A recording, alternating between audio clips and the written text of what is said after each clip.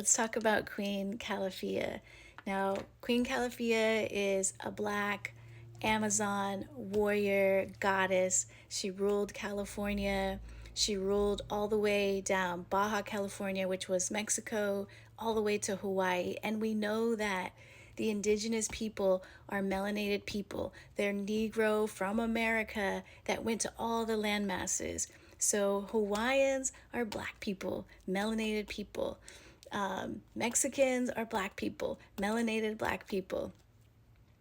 And so it's important to wrap your brain around this information because we are talking about the indigenous ones, the ancient ones, and those are the Black Americans. Now, Black Americans are spread throughout the earth. They don't just live in America now. They're all over. They're all over. But if you go to any specific landmass, if you travel to different landmasses, you'll find that the native culture, the indigenous culture is very small. It has shrunk because, as I said in a previous video, the indigenous people to every landmass have either been committed, they either committed genocide against them or they exiled them. But one of the things that's really exciting to me is this passage I came across that talked about the Griffins. Now, Queen Califia had the Griffins, and the Griffins are thought of as a myth. They're like a mix between a lion and a bird, right? And they were fierce, and animals often were warriors or often were in union with humans. And I think the Griffins, when I think of myths in general, myths to me mean that these things existed on higher dimensions, not in the 3D world. And so Griffins most likely existed in these higher dimensions, okay? And so, but what's exciting is it says the Griffins survive in the California condor. The California condor is this amazing bird that was endangered for several years, but it's now making a comeback. And then it says the black Amazons failed to materialize and the gold discovery was far in the future.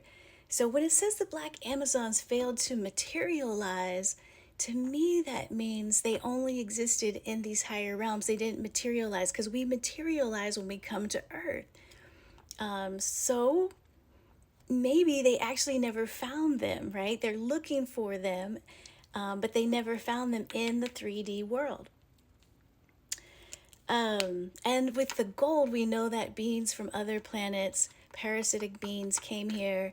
They needed gold. They needed gold to bring back to their planet. And so they came to our planet. They came to Earth to get the gold. They came to California to get the gold here. And they infiltrated people's consciousness, humans' consciousness, and to control us and get us to do the things that they wanted us to do for them, right?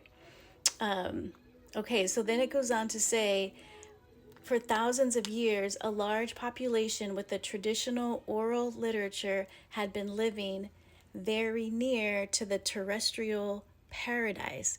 Terrestrial paradise is the Garden of Eden. It's the Garden of Paradise.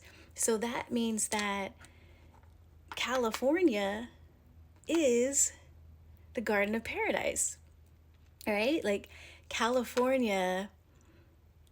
Okay, the Garden of Eden exists many places. Not many places, but I think the Garden of Eden exists across the earth in different locations. And I also think the Garden of Eden is a location that you go to in order to travel to other dimensions, higher dimensions. You know, you wait for your guides take you there, they bring you back to the garden after your journey. But it is significant that this passage is talking about the terrestrial paradise being in California because that's where all of life began. This is where the ancient ones are from. Okay, it goes on to say, of the approximately 250,000 California Indians, an estimated 7,000 lived on the San Francisco Peninsula.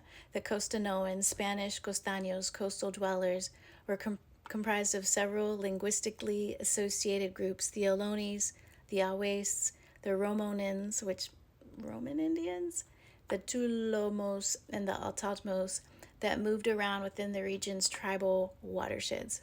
Let me know what you think.